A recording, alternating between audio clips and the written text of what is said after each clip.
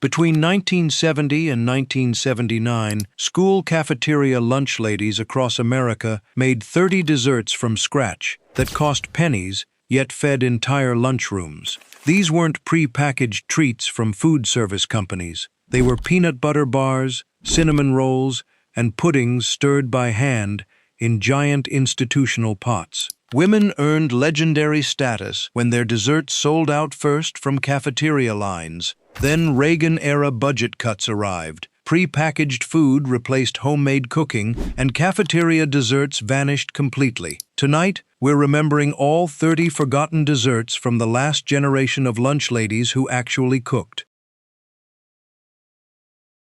Peanut butter bars became the most iconic cafeteria dessert in American school history during the 1970s because lunch ladies baked them in massive sheet pans every single week, and students fought to get in line early before they sold out. The no-bake bars combined peanut butter, powdered sugar, and graham cracker crumbs pressed into pans, then topped with melted chocolate and more peanut butter that hardened into a fudgy layer. Each bar cost the cafeteria only pennies to make, but sold for a quarter, generating profit for school lunch programs. Students remember these bars more vividly than any other cafeteria food from childhood. Have you ever traded your entire lunch just to get someone's peanut butter bar?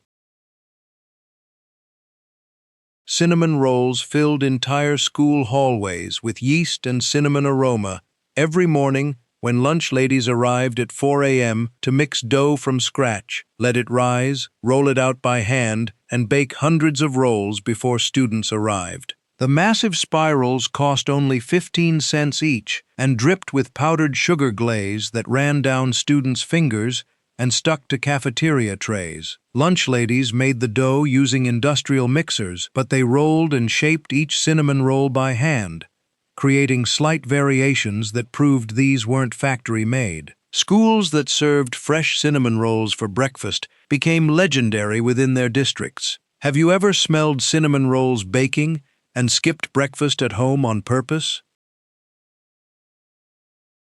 Apple Crisp appeared on cafeteria dessert menus every single week throughout autumn and winter, when lunch ladies opened giant institutional cans of sliced apples, dumped them into sheet pans, and covered everything with oat and brown sugar topping that baked into crunchy streusel. The dessert cost almost nothing to make because the government provided free commodity canned apples to school lunch programs, and the topping required only oats, flour, butter, and brown sugar. Lunch ladies served Apple Crisp warm with a scoop placed directly onto students' compartmented trays where it touched the green beans and created the specific cafeteria tray experience everyone remembers. Have you ever eaten warm Apple Crisp that touched your mashed potatoes on a plastic tray? Cherry Crisp followed the exact same recipe as Apple Crisp, but used canned cherry pie filling instead of apples, creating a bright red dessert that stained plastic cafeteria trays and students' mouths with artificial cherry color. The cherry filling came from massive institutional cans that lunch ladies opened with industrial can openers, and the oat streusel topping scattered over the cherries turned golden brown and crunchy during baking. Students loved Cherry Crisp because it tasted like pie, but required no crust-making skills or fancy techniques that separated professional bakers from cafeteria lunch ladies working with limited time and equipment. The cherries stayed hot for hours and burned impatient students' mouths. Have you ever burned your tongue on cherry filling at school lunch? Lemon bars became cafeteria favorites in the 1970s when lunch ladies discovered Betty Crocker's famous 1963 recipe and adapted it for sheet pan baking that fed 300 students from one batch. The shortbread crust baked first, then lunch ladies poured lemon filling over the hot crust and returned everything to massive institutional ovens. The finished bars required cooling completely before lunch ladies dusted them with powdered sugar that turned the entire dessert white and created clouds of sugar dust in cafeteria kitchens. Students either loved the intense tartness or hated it with no middle ground, and lunch ladies could predict exactly which students would request lemon bars versus trading them away. Have you ever gotten powdered sugar all over your cafeteria shirt? 5 cafeteria desserts down, and every single one was made from scratch in school kitchens before students arrived. From peanut butter bars that sold out instantly to lemon bars that divided entire lunchrooms, these recipes required lunch ladies who knew how to cook, not just reheat. Nobody makes them anymore, but the next 5 are even more forgotten. Magic cookie bars earned their magical name because lunch ladies layered 7 different ingredients into sheet pans without mixing anything together, then baked everything until it somehow transformed into cohesive bars that sliced perfectly into squares. The graham cracker crust got pressed into the bottom. Then lunch ladies scattered chocolate chips, butterscotch chips, coconut, and chopped pecans in layers before pouring sweetened condensed milk over everything and baking until golden brown. The condensed milk soaked through all the layers and glued everything together into chewy, sweet bars that cost pennies to make. Students called them Hello Dolly bars or 7-layer bars, depending on which region of America they attended school. Have you ever eaten 7 different ingredients that somehow became one perfect dessert? Congo bars confused students who expected brownies but got blonde bars packed with chocolate chips instead of cocoa throughout the batter.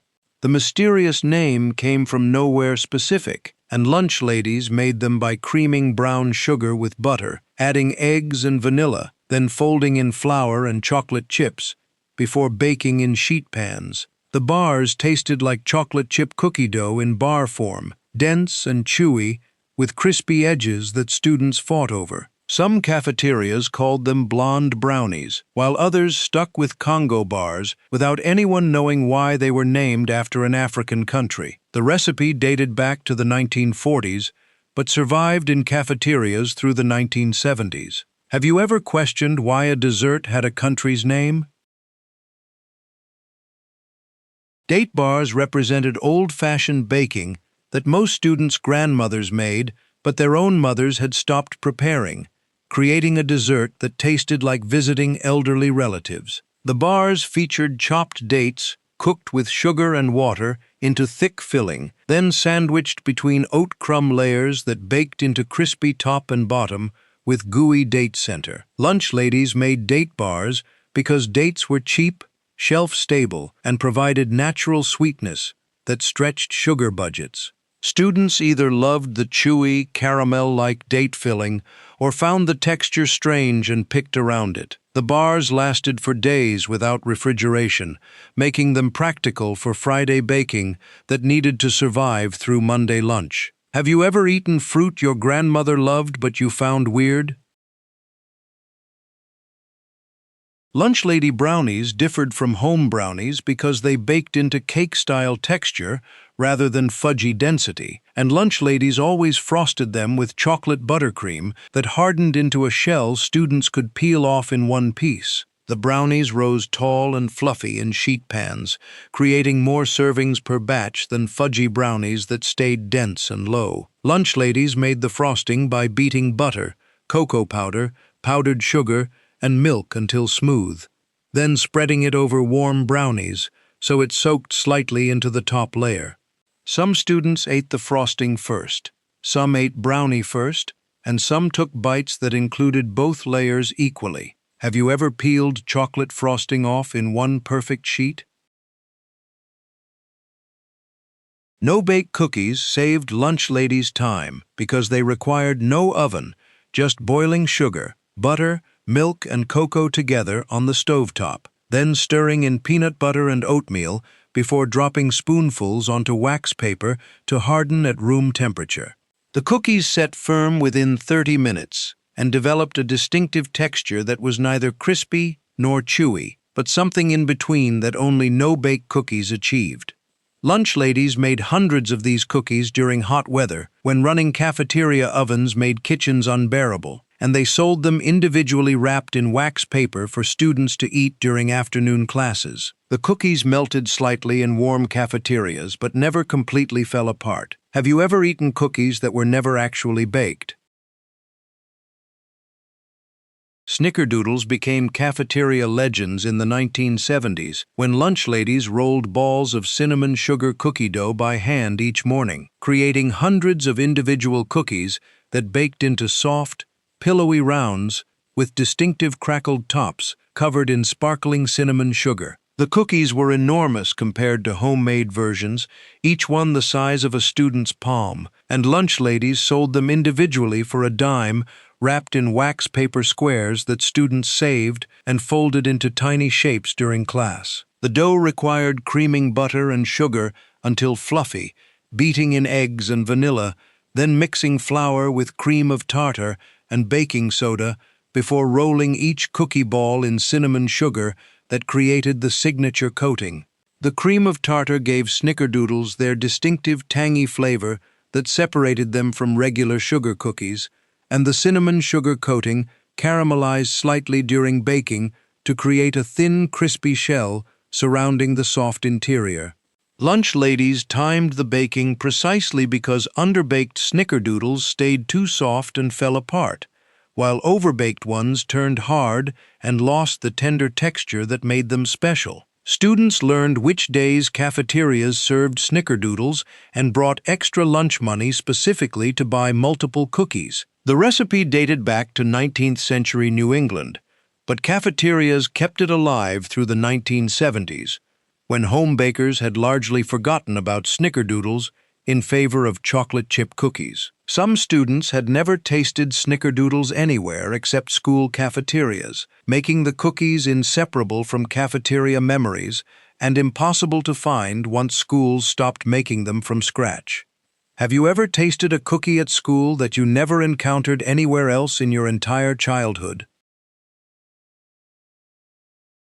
Butter cookies represented the most basic cafeteria dessert possible. Simple sugar cookies with no chocolate chips, no frosting, no mix-ins, just butter, sugar, eggs, flour, and vanilla, baked into large round cookies that cost almost nothing to make. The simplicity was the point because lunch ladies could produce massive batches quickly without complicated techniques or expensive ingredients, and students who disliked chocolate or fruit or nuts could always find butter cookies as a safe choice. The cookies spread flat during baking and developed crispy edges with slightly chewy centers that stayed fresh for days when stored in the large plastic containers cafeterias used for cookie storage. Lunch ladies made butter cookie dough by creaming butter and sugar together until light and fluffy, a step that required the powerful commercial mixers cafeterias owned because hand-mixing that much butter would take hours. Eggs and vanilla went in next, then flour mixed just until combined to prevent tough cookies from overdeveloped gluten. The dough got scooped using spring-loaded ice cream scoops that created uniform cookie sizes, ensuring fair portions and even baking across hundreds of cookies. Students either loved butter cookies for their pure, simple flavor or found them boring compared to more exciting desserts like brownies or peanut butter bars. The cookies often appeared on Fridays when cafeteria budgets were tight and lunch ladies needed to stretch ingredients through the end of the week. Some cafeterias served butter cookies with every meal as the default dessert option, making them so commonplace that students stopped appreciating them until decades later, when they realized nobody made simple butter cookies anymore. Have you ever taken something completely for granted until it disappeared and you realized you'd never find it again? Chocolate chip cookies baked in school cafeterias differed from Toll House cookies because lunch ladies added chopped peanuts to the dough, creating a unique version that students either loved for the salty crunch or hated for the unexpected nut texture. The addition of peanuts stretched chocolate chips further and added protein that helped cafeterias meet USDA nutrition requirements for school lunch programs, turning dessert into something that technically contributed nutrients beyond just sugar and fat. Lunch ladies made enormous batches, using commercial mixers that could handle 20 pounds of dough at once, creaming butter and both white and brown sugar together before adding eggs, vanilla, flour, baking soda, chocolate chips, and chopped peanuts. The cookies baked into massive rounds the size of saucers, far larger than anything students' mothers made at home, and lunch ladies sold them individually for 15 cents wrapped in wax paper. The edges turned crispy and golden brown, while the centers stayed soft and slightly underbaked, creating the textural contrast that made cafeteria chocolate chip cookies memorable. Students who had peanut allergies learned to ask lunch ladies which desserts contained peanuts, and cafeterias kept lists posted in kitchens tracking which students couldn't eat which items, decades before peanut allergies became the widespread concern they are today. Some cafeterias made chocolate chip cookies fresh daily, while others baked large batches on Mondays and stored them in airtight containers throughout the week. The day-old cookies were still good, but lacked the warm, melty chocolate chips that made fresh-baked cookies special, and students learned which days cafeterias baked cookies versus served stored ones. Have you ever known exactly which day of the week your cafeteria baked cookies fresh versus serving day-old ones from storage? Oatmeal cookies appeared on cafeteria menus every single week because oats were cheap government commodity items provided free to school lunch programs, and lunch ladies could make hundreds of cookies using ingredients that cost the school almost nothing. The cookies combined oats, flour, brown sugar, butter, eggs, cinnamon, and raisins into chewy rounds that tasted wholesome and almost healthy despite being dessert. Lunch ladies sometimes substituted chocolate chips for raisins when students complained about fruit in their cookies, creating oatmeal chocolate chip versions that were more popular but cost slightly more to produce. The recipe required creaming butter and brown sugar until fluffy, then beating in eggs and vanilla before mixing in flour, baking soda, cinnamon, and finally folding in oats and raisins by hand, because overmixing made the cookies tough. Lunch ladies used quick oats rather than old-fashioned oats because they incorporated more evenly into the dough and created better texture in the finished cookies. The cookies spread slightly during baking but stayed thick and chewy with crispy edges that provided textural contrast. Students divided into camps over raisins in oatmeal cookies, with some insisting raisins were essential and others picking every raisin out before eating the cookie. Cafeterias sometimes offered both raisin and chocolate chip oatmeal cookies on the same day, letting students choose their preferred version. The cookies stayed fresh for over a week when stored properly, making them practical for large batch baking that needed to last through multiple lunch periods. Some lunch ladies added chopped walnuts or pecans for extra texture, though nut additions depended on whether cafeterias could afford them within tight dessert budgets. Have you ever meticulously picked every single raisin out of an oatmeal cookie before eating it? Hermit cookies represented old-fashioned baking that dated back to colonial America, but survived in school cafeterias through the 1970s because the USDA included them in official school lunch recipe archives, and lunch ladies followed government guidelines. The soft molasses cookies packed with raisins, warm spices like cinnamon, cloves, and nutmeg tasted like gingerbread's softer cousin, and filled cafeterias with spice aromas that reminded students of autumn and holidays. The name hermit supposedly came from the cookies, keeping so well that they could be stored like hermits in isolation for weeks without going stale, making them practical for cafeteria batch baking. Lunch ladies made hermit cookie dough by creaming butter and brown sugar, then adding eggs and molasses before mixing in flour, baking soda, salt, and warm spices. Chopped raisins folded in at the end, and some cafeterias added chopped walnuts, though nuts were optional depending on budget. The dough was sticky and required chilling before lunch ladies could scoop it into cookies, and the chilling step meant hermits required advanced planning that some cafeterias couldn't accommodate within their tight morning schedules. The cookies baked into soft, cake-like rounds with no crispy edges, just tender cookies throughout that stayed moist for days. Students unfamiliar with molasses cookies often confused hermits with chocolate cookies because the dark molasses made them look like chocolate from a distance. The cookies were less popular than chocolate chip or peanut butter varieties, but they appeared regularly because the Uzda recipe meant cafeterias could count them toward nutrition requirements, and the long shelf life made them economically practical. Have you ever bitten into a cookie expecting chocolate and discovered molasses instead?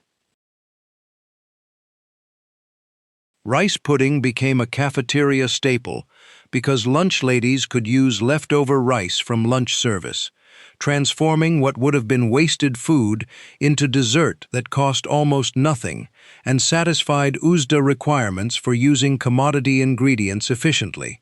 The pudding combined cooked white rice with milk, sugar, eggs, vanilla, and cinnamon in massive institutional pots that lunch ladies stirred constantly on stovetops to prevent scorching.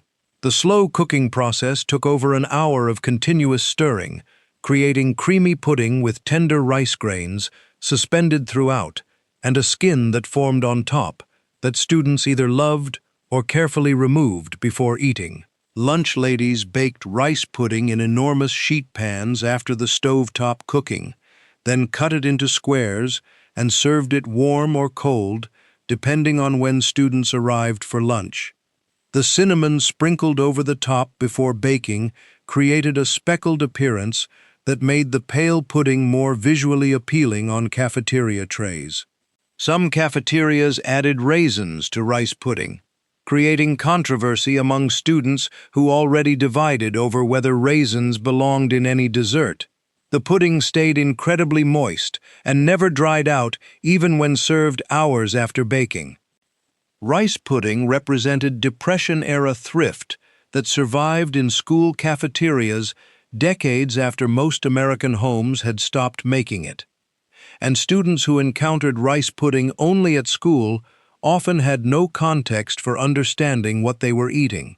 The dessert was filling and substantial, almost like eating a second serving of lunch rather than dessert. And some students saved their rice pudding to eat last, while others traded it away immediately to anyone who would take it.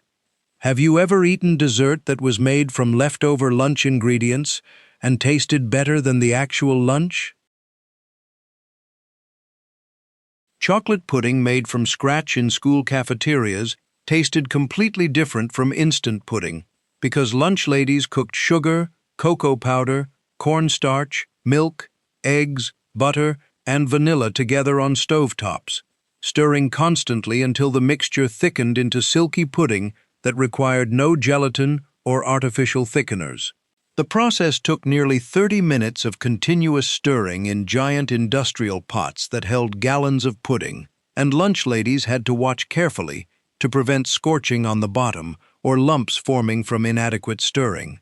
The finished pudding was richer, more intensely chocolate, and had a different mouthfeel than instant pudding that students who'd only ever eaten boxed pudding at home found strange at first. Cafeterias served chocolate pudding in small plastic cups or ladled directly onto compartmented trays where it pooled next to whatever main dish students had selected, creating the authentic cafeteria experience of dessert-touching vegetables.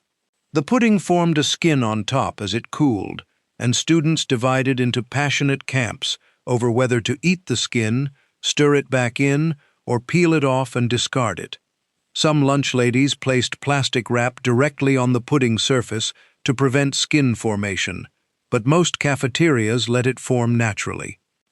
Chocolate pudding disappeared from cafeterias when instant pudding mixes became cheaper and faster than making pudding from scratch, eliminating the need for skilled lunch ladies who understood tempering eggs and cooking custards.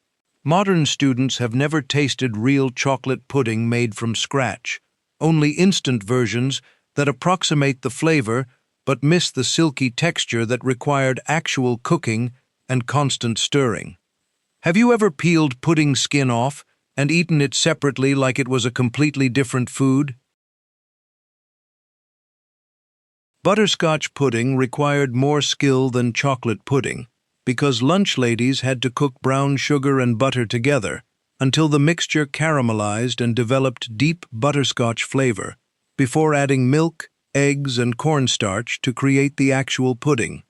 The caramelization step was tricky because burning the sugar meant throwing out the entire batch and starting over, and lunch ladies learned through experience exactly how dark to cook the sugar before it crossed from caramel into burnt. The finished pudding had a tan color and distinctive butterscotch flavor that tasted nothing like the artificial butterscotch in candies or instant pudding mixes. Students either loved butterscotch pudding's complex caramel flavor or found it too sophisticated compared to simple chocolate or vanilla puddings they preferred.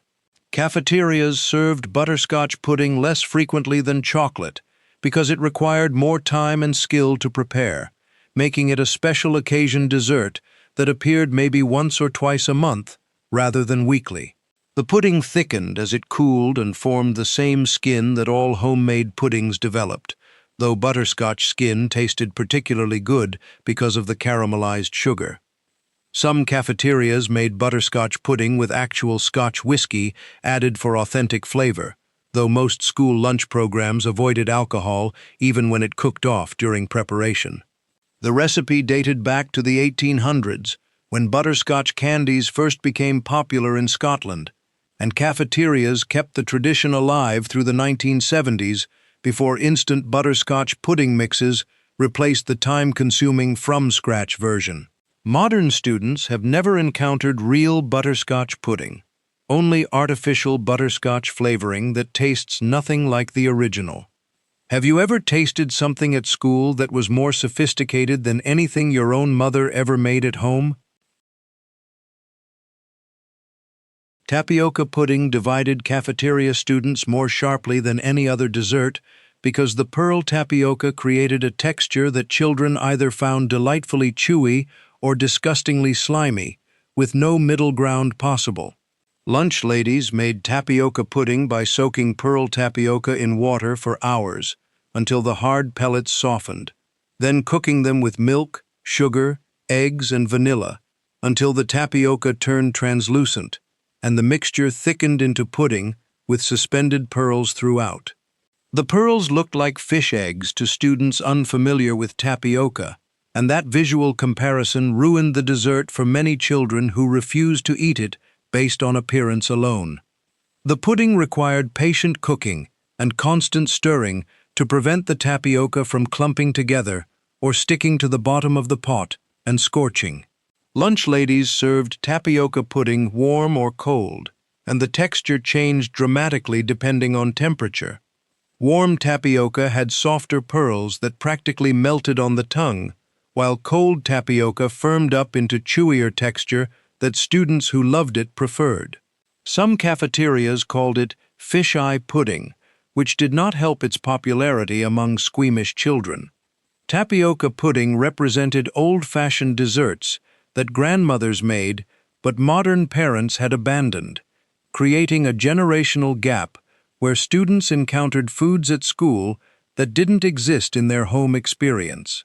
The dessert was filling and nutritious with protein from eggs and milk, making it practical for cafeterias trying to meet USDA nutrition guidelines. By the 1980s, most cafeterias had stopped making tapioca pudding because too many students refused to eat it, and lunch ladies grew tired of scraping full servings into the garbage. Have you ever refused to eat something based purely on texture without even tasting it first? Bread pudding transformed stale leftover bread into dessert, embodying the cafeteria philosophy of wasting nothing and using every ingredient efficiently within tight budgets. Lunch ladies saved bread from uneaten sandwiches and leftover dinner rolls throughout the week, tearing them into cubes that soaked in a custard mixture of eggs, milk, sugar, vanilla, and cinnamon before baking in sheet pans until golden brown with crispy edges and custardy centers. The vanilla sauce served over warm bread pudding made it special and elevated what could have been poverty food into something students actually requested. The recipe required lunch ladies to plan ahead and save bread throughout the week, rather than throwing it away. And successful bread pudding demanded the right ratio of bread to custard, so the finished dessert was neither too dry nor too soggy. The cinnamon and sugar sprinkled on top before baking created a slightly crunchy crust that contrasted with the soft interior. Some cafeterias added raisins to bread pudding, while others kept it plain to avoid student complaints about unexpected fruit. The vanilla sauce made from milk, sugar, butter, vanilla, and cornstarch cooked on the stovetop required careful attention to prevent scorching, and lunch ladies ladled it warm over each serving of bread pudding. Students who'd never encountered bread pudding found the concept strange because they couldn't understand how old bread became dessert, but one taste usually converted them. The dessert disappeared from cafeterias when schools stopped baking fresh bread and rolls, eliminating the leftover bread that made bread pudding practical and economical. Have you ever eaten dessert made from garbage that somehow tasted better than desserts made from fresh ingredients? Every Tuesday and Thursday between 1972 and 1978, lunch ladies across America opened industrial-size cans of government commodity peaches, dumped them into hotel pans, and assembled the dessert that defined cafeteria cooking. Peach cobbler served warm in rectangular portions that cost the school district 19 cents per serving. This wasn't Grandma's fancy lattice-topped cobbler from Sunday dinner. This was institutional peach cobbler, made with canned peach halves swimming in heavy syrup, topped with a biscuit-style dough mixed in 5-gallon buckets and spread across the fruit with gloved hands, then baked until golden in conveyor ovens that processed 6 pans simultaneously.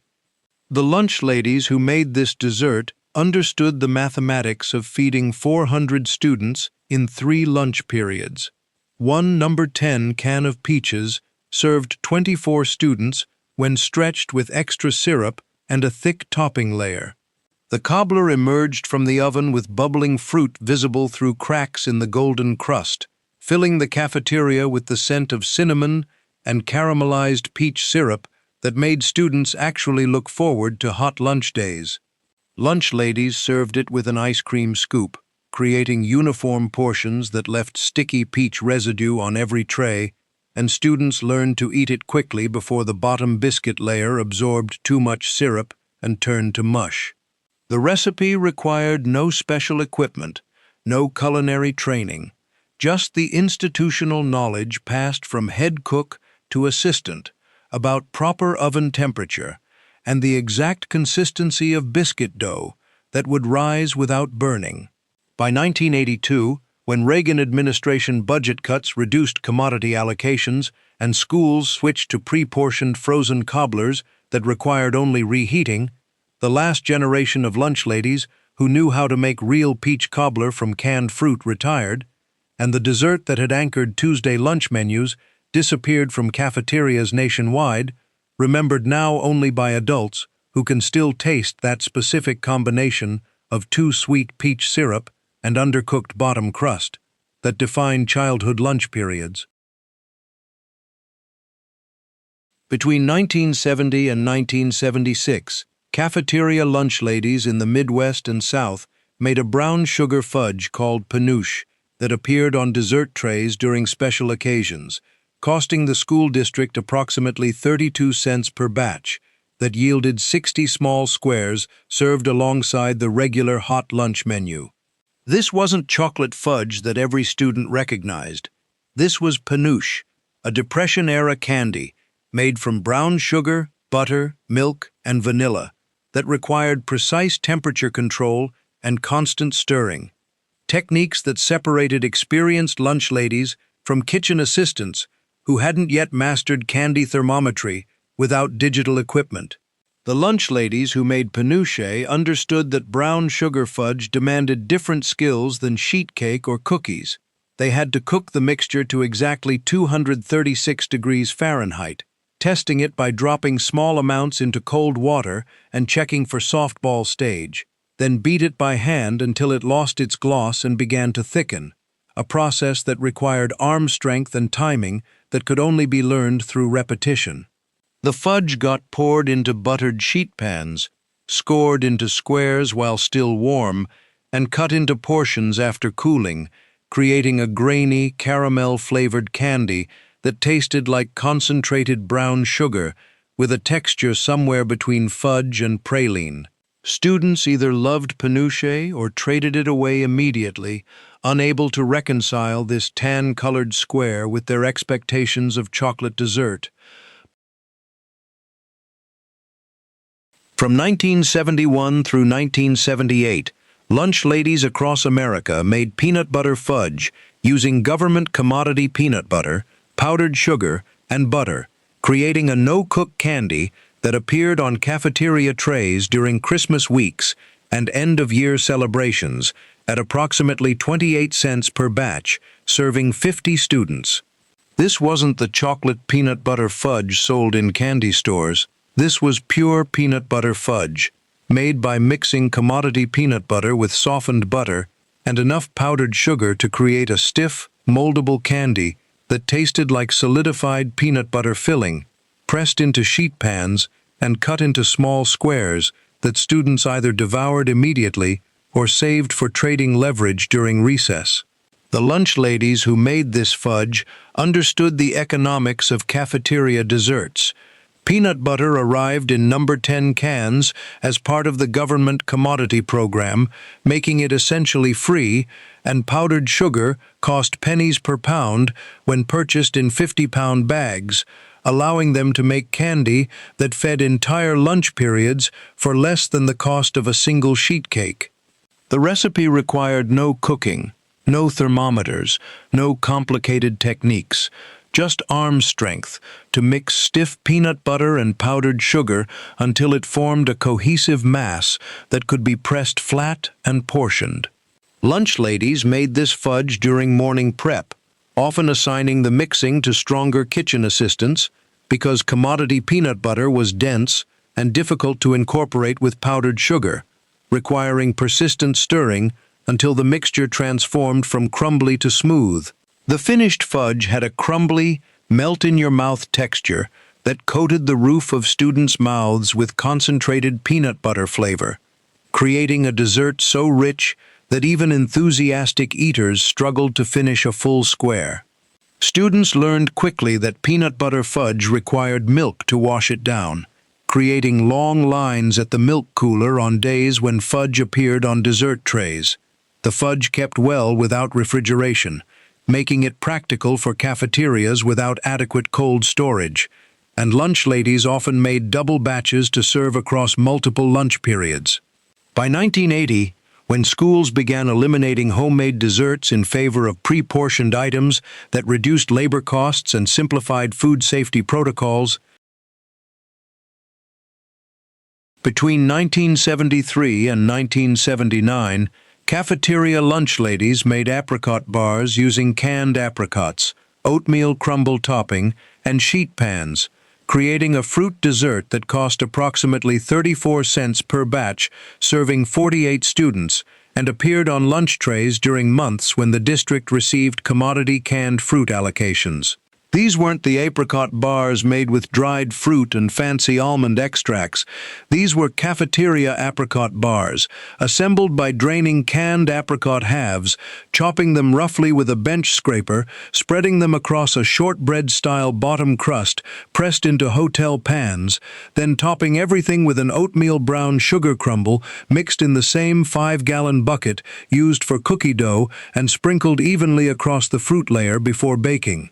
The lunch ladies who made apricot bars understood the challenge of serving fruit desserts to students who preferred chocolate.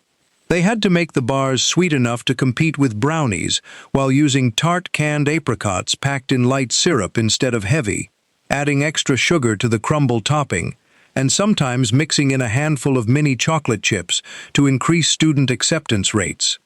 The bars emerged from the oven with bubbling apricot filling visible through gaps in the crumble topping, cooled in the pans during morning prep, and got cut into rectangles using the same plastic scrapers that portioned sheet cake, creating desserts that left sticky apricot residue on every serving utensil. Students approached apricot bars with suspicion, many having never encountered apricots outside of cafeteria lunch.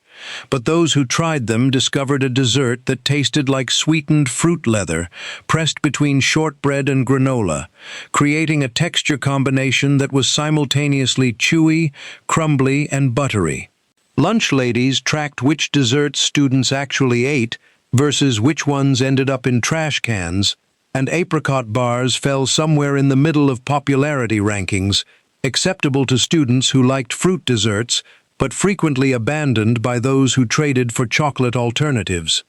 The bars required ingredients already stocked for other recipes: oats, brown sugar, butter, flour, plus whatever canned fruit the district received through commodity allocations that month, making them economically practical for cafeteria budgets. By 1981, when school districts began standardizing dessert rotations and eliminating recipes that required fresh assembly in favor of items that could be prepared days in advance or purchased frozen, apricot bars disappeared from cafeteria menus, and an entire generation of students graduated without experiencing that specific combination of tart canned apricots and sweet oatmeal crumble. From 1970 through 1977, lunch ladies created the simplest possible cafeteria dessert by spreading vanilla or chocolate frosting across graham crackers and serving them as a finger food sweet that cost approximately 12 cents per student and appeared on lunch trays when time constraints or equipment failures prevented more complex dessert preparation. These weren't fancy decorated cookies or artisan confections. These were plain graham crackers, topped with a thick layer of institutional frosting mixed from powdered sugar, shortening, vanilla, and milk, spread with offset spatulas across hundreds of crackers, lined up on sheet pans, then allowed to set at room temperature before being portioned 2 per student onto sectioned lunch trays. The lunch ladies who made frosted graham crackers understood cafeteria pragmatism. When the conveyor oven broke down mid-service, or when unexpected attendance numbers exhausted planned dessert supplies, frosted graham crackers could be assembled in minutes using shelf-stable ingredients that required no cooking, no refrigeration, no specialized equipment beyond mixing bowls and spatulas. The frosting-to-cracker ratio was critical. Too little frosting and students complained about dry graham crackers, too much and the frosting never set properly, creating sticky messes that transferred to everything students touched after eating. Experienced lunch ladies knew to spread frosting thick enough to cover the cracker perforations completely, creating a smooth surface that looked intentional rather than improvised. Students had mixed reactions to frosted graham crackers. Some appreciated the combination of honey-flavored graham and sweet frosting, eating them like cookies, while others viewed them as evidence that the cafeteria had run out of real desserts and was serving whatever could be assembled quickly. The crackers worked best when the frosting had time to set completely, creating a firm surface that didn't smear, but cafeteria schedules often meant serving them still soft, leading to frosting fingerprints on milk cartons and messy trays. Lunch ladies sometimes varied the presentation by using chocolate frosting instead of vanilla, or by sprinkling the wet frosting with colored sugar during holiday weeks, small touches that transformed a utilitarian dessert into something students actually looked forward to receiving. By 1979, when liability concerns and updated food service regulations began requiring all cafeteria foods to meet specific preparation and serving standards that made improvised desserts difficult to justify in official menu planning, frosted graham crackers disappeared from lunch trays, and the last lunch ladies who remembered using them as emergency backup desserts retired. 25 desserts down, 5 remain. These final recipes represent the rarest cafeteria desserts, the ones lunch ladies made only occasionally, the special treats that required extra effort or appeared during specific seasons. These are the desserts students remembered decades later, the ones that defined cafeteria cooking before everything became standardized and pre-packaged. Between 1972 and 1978, cafeteria lunch ladies in Southern and Midwestern schools made orange rolls as a breakfast for lunch special or end-of-year treat, using refrigerated biscuit dough, butter, sugar, and frozen orange juice concentrate to create a citrus version of cinnamon rolls that cost approximately 42 cents per batch, serving 36 students. These weren't the elaborate orange sweet rolls made with yeast dough and cream cheese frosting. These were quick cafeteria orange rolls, assembled by rolling out refrigerated biscuit dough into rectangles, spreading them with softened butter mixed with sugar and orange zest, rolling them into logs, slicing them into rounds, and baking them in muffin tins until golden, then drizzling them with a glaze made from powdered sugar and frozen orange juice concentrate that created a sweet tart coating that soaked into the warm rolls. The lunch ladies who made orange rolls understood the appeal of citrus desserts to administrators concerned about nutrition. Orange rolls could be justified as containing fruit juice, making them more defensible than purely sweet desserts when school boards questioned cafeteria menus during budget meetings. The rolls emerged from the oven with caramelized edges and soft, pull-apart centers that smelled like concentrated orange candy, and lunch ladies glazed them while still warm so the coating soaked in rather than sitting on top. Students either loved or hated orange rolls, with no middle ground. Those who enjoyed citrus flavors devoured them immediately, pulling them apart layer by layer to maximize the surface area of glaze, while those who preferred chocolate desserts traded them away or left them uneaten on trays. Lunch ladies tracked acceptance rates and learned which lunch periods contained more orange roll enthusiasts, sometimes making smaller batches for the classes that consistently wasted them. The rolls required more hands-on preparation than sheet desserts, with each roll needing to be individually formed, placed, and glazed, making them labor-intensive for cafeteria schedules that prioritized efficiency. Some lunch ladies made orange rolls only during morning prep periods when they had extra help, assigning assistant cooks to roll and slice while they managed other menu items. The glaze was critical to success. Too thin and it ran off the rolls onto the pan. Too thick and it formed a hard sugar shell that students couldn't bite through. So experienced lunch ladies learned to adjust the consistency by adding orange juice concentrate or powdered sugar until it reached the perfect pourable thickness that would soak in but still leave visible coating. By 1980, when schools began eliminating breakfast items from lunch menus and standardizing dessert offerings to reduce preparation complexity, orange rolls disappeared from cafeteria rotations.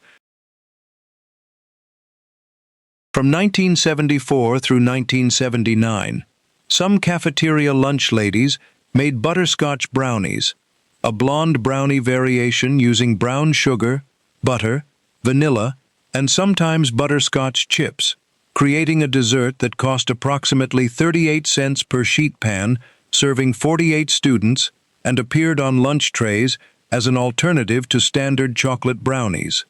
These weren't blondies made with white chocolate or fancy mix-ins. These were cafeteria butterscotch brownies, mixed in 5-gallon buckets by creaming butter with brown sugar, adding eggs and vanilla, folding in flour, and sometimes stirring in butterscotch chips if the cafeteria budget allowed for specialty items that month, then spreading the batter into greased hotel pans and baking until the edges set, but the center remained slightly soft. Students who tried butterscotch brownies divided into camps. Some preferred them to chocolate versions, appreciating the less intense sweetness and buttery flavor, while others rejected them entirely as imposters that failed to deliver expected chocolate satisfaction. Lunch ladies learned to serve butterscotch brownies alongside other dessert options when possible, reducing waste from students who refused to eat them. The recipe used standard baking ingredients: flour, eggs, butter, brown sugar, making it economical for cafeteria budgets. But butterscotch chips were considered specialty items that many districts didn't stock regularly, so most lunch ladies made the brownies without chips, relying on brown sugar alone to create butterscotch flavor. By 1981, when standardized dessert rotations began favoring items with universal student acceptance rather than niche alternatives, butterscotch brownies disappeared from cafeteria menus, remembered primarily by the small subset of students who had preferred them to chocolate options. Between 1970 and 1976, cafeteria lunch ladies in New England and rural Midwestern schools made molasses cookies using government commodity molasses, flour, sugar, and warm spices, creating a dark, chewy cookie that cost approximately 26 cents per batch, yielding 60 cookies, and appeared on lunch trays during fall and winter months, when traditional desserts aligned with seasonal expectations. These weren't the thin, crispy ginger snaps sold in stores. These were soft cafeteria molasses cookies, mixed in industrial mixers by creaming shortening with sugar, adding molasses and eggs, then incorporating flour mixed with ginger, cinnamon, and cloves, rolling the dough into balls, coating them in granulated sugar, and baking them on sheet pans until they puffed up and cracked on top, creating cookies with crispy exteriors and chewy centers that tasted like concentrated gingerbread. The lunch ladies who made molasses cookies understood regional food preferences. Molasses cookies were familiar comfort food in areas where home baking traditions still included old-fashioned recipes, but students from regions without molasses baking heritage often rejected them as too strong-flavored or weird-tasting compared to chocolate chip alternatives. The cookies emerged from the oven smelling like Christmas spices and dark sugar, cooling on the pans before being portioned 2 per student onto lunch trays, and their strong flavor meant students either loved them intensely or refused to eat them at all. Lunch ladies in schools with high molasses cookie acceptance rates made them regularly, while those in districts where students consistently wasted them eliminated the recipe from rotation after a few unsuccessful attempts.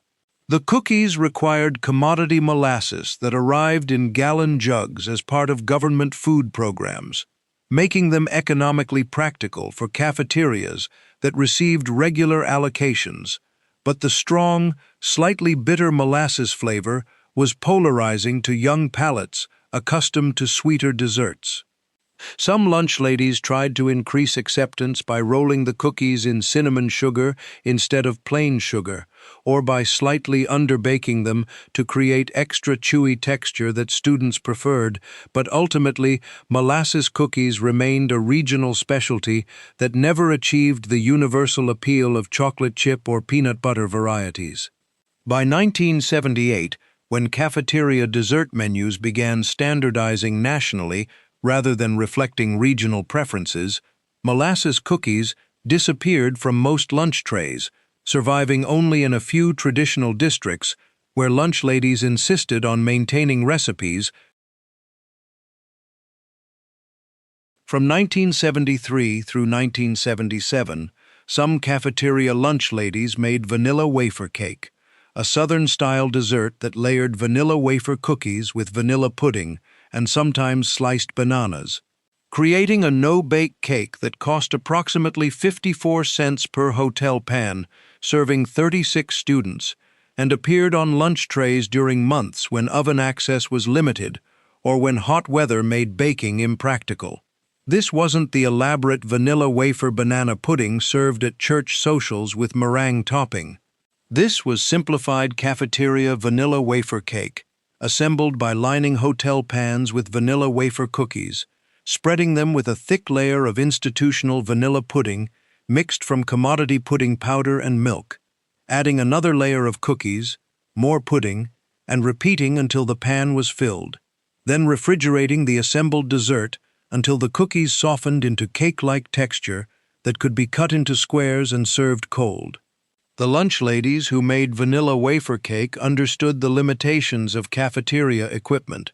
When all 4 conveyor ovens were occupied with main course items, or when summer heat made adding oven load impractical, no-bake desserts became necessary alternatives to standard baked goods.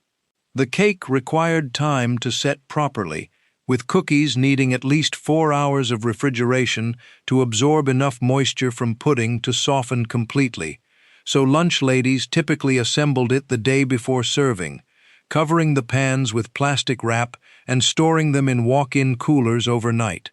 The finished cake had a texture somewhere between pudding and cake, with softened cookies providing structure and vanilla pudding creating creamy layers that tasted like concentrated vanilla wafer flavor. Students who grew up eating banana pudding recognized vanilla wafer cake as a familiar dessert, while those from regions without Southern baking traditions found the soft, pudding-soaked cookies strange and often left the dessert uneaten. Lunch ladies learned to add sliced bananas between some layers to increase fruit content and improve nutritional justification when administrators questioned dessert choices, though bananas added cost and shortened shelf life. By 1979, when health department regulations began requiring more stringent controls on refrigerated desserts and limiting the time prepared foods could be held before serving, vanilla wafer cake became impractical for cafeteria service, and the last lunch ladies who knew to assemble it retired. Between 1971 and 1976, cafeteria lunch ladies in scattered districts nationwide made graham cracker cake, an icebox-style dessert that layered graham crackers with chocolate or vanilla frosting to create a cake-like dessert that cost approximately 48 cents per pan, serving 30 students, and appeared on lunch trays as a no-bake alternative when equipment failures or schedule conflicts prevented traditional baking. This wasn't the fancy graham cracker eclair cake made with pudding and whipped topping. This was basic cafeteria graham cracker cake, assembled by spreading a thin layer of frosting in the bottom of a hotel pan, arranging whole graham crackers in a single layer, spreading them with more frosting, adding another cracker layer, and repeating until the pan was filled, then refrigerating the assembled cake overnight, so frosting moisture could soften the crackers into a sliceable cake texture that could be portioned and served cold. The lunch ladies who made graham cracker cake understood emergency dessert protocols. When the conveyor oven broke mid-service, or when unexpected menu changes used all available oven time for main dishes, graham cracker cake could be assembled quickly using shelf-stable ingredients that required only refrigeration time rather than cooking equipment. The cake needed at least 8 hours of refrigeration for crackers to soften properly, transforming from crispy wafers into cake-like layers that absorbed frosting flavor and moisture. So lunch ladies typically assembled it at the end of one service day to serve the next day. The finished cake tasted like frosting-heavy graham crackers, with a texture that was softer than cookies but denser than actual cake, and students either appreciated the novelty of crackers transformed into dessert or rejected it as a poor substitute for real cake. Lunch ladies found graham cracker cake most useful during the final weeks of school when budgets were exhausted and commodity supplies ran low, allowing them to create a dessert that looked intentional rather than improvised, using ingredients that cost pennies per serving. Some lunch ladies made the cake with chocolate frosting because it was more popular with students. Between 1970 and 1979, America's school cafeterias represented the final decade of institutional cooking where lunch ladies actually cooked from scratch, making 30 desserts for pennies per serving before federal budget cuts, liability concerns, and efficiency mandates replaced homemade recipes with reheated frozen portions that required no culinary skills to serve. These weren't just desserts. These were the edible evidence of a food service philosophy that prioritized cooking over reheating, scratch ingredients over pre-portioned packages, and trained lunch ladies over minimum-wage food service workers who followed heating instructions printed on cardboard boxes. The women who made peanut butter bars and cinnamon rolls and peach cobbler understood institutional cooking mathematics that can't be taught from standardized recipe cards, how to stretch government commodity ingredients across multiple lunch periods, how to adjust baking times for conveyor ovens that processed 6 pans simultaneously, how to create desserts that satisfied student preferences while meeting administrative nutrition requirements and staying within budgets measured in pennies per serving. They worked in hot kitchens starting at 5:30 each morning, mixing dough in 5-gallon buckets, spreading batter into hotel pans with gloved hands,